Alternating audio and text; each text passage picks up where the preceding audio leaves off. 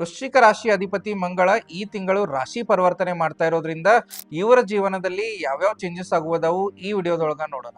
ಬರುವಂತ ಸೆಪ್ಟೆಂಬರ್ ತಿಂಗಳೊಳಗ ವೃಶ್ಚಿಕ ರಾಶಿಯವರಿಗೆ ಸೂರ್ಯ 11ನೇ ಭಾವದೊಳಗೆ ಗೋಚರ ಮಾಡಾಕತ್ತಾನು.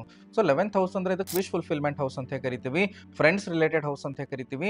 ನಾವು ಯಾವ ವರ್ಕ್ ಮಾಡ್ತಿರ್ತೀವಿ ಆ ವರ್ಕ್ ಕಂಪ್ಲೀಟ್ ಮಾಡುವಂತ ಒಂದು ಹೌಸ್ ಅಂತ ಕರಿತೀವಿ. ಸೊ ಯಾವಾಗ ಸೂರ್ಯಲ್ಲಿ ಗೋಚರ ಮಾಡ್ತಿರ್ತಾನು, ನೀವು ಯಾವ ಇನ್ಕಂಪ್ಲೀಟ್ ವರ್ಕ್ಸ್ ಇರ್ತಾವ ಎಲ್ಲ ಕಂಪ್ಲೀಟ್ ಆಗುವಂತ ಚಾನ್ಸಸ್ ಇರ್ತಾವು.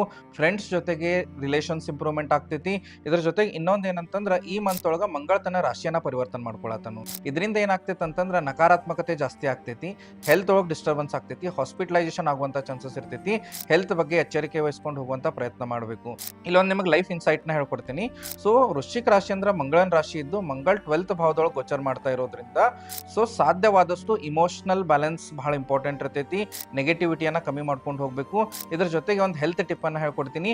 ಈ ತಿಂಗಳು ಸಾಧ್ಯವಾದಷ್ಟು ಮೊಣಕಾಲಿನ ಬಗ್ಗೆ ಬಹಳ ಅಂದ್ರೆ ಬಹಳ ಜಾಸ್ತಿ ಕಾಳಜಿ ವಹಿಸ್ಕೊಂಡು ಹೋಗ್ಬೇಕು. ಇದ್ರ ಜೊತೆಗೆ ಲೋವರ್ ಅಬ್ಡೋಮನ್ ಬಗ್ಗೆ ಪ್ರಾಬ್ಲಮ್ಸ್ ಬರುವಂತ ಚಾನ್ಸಸ್ ಇರ್ತಾವು. ಒಂದು ರೆಮಿಡಿ ಹೇಳ್ಕೊಡ್ತೀನಿ.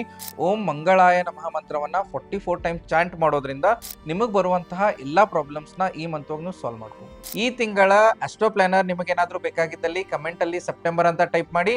ಇದರ ಜೊತೆಗೆ ಇದೇ ರೀತಿ ನಿಮಗೆ ಎವ್ರಿ ಮಂತ್ಲಿ ಹೊರಸ್ಕೋಪ್ ಬೇಕಾಗಿದ್ದಲ್ಲಿ ನಮ್ಮ ಪೇಜ್ ನ ಫಾಲೋ ಮಾಡಿ, ನಿಮ್ಮ ಆತ್ಮೀಯರೊಂದಿಗೆ ಶೇರ್ ಮಾಡಿ, ಈ ವಿಡಿಯೋನ ಲೈಕ್ ಮಾಡಿ. ಎಲ್ರಿಗೂ ನಮಸ್ಕಾರ.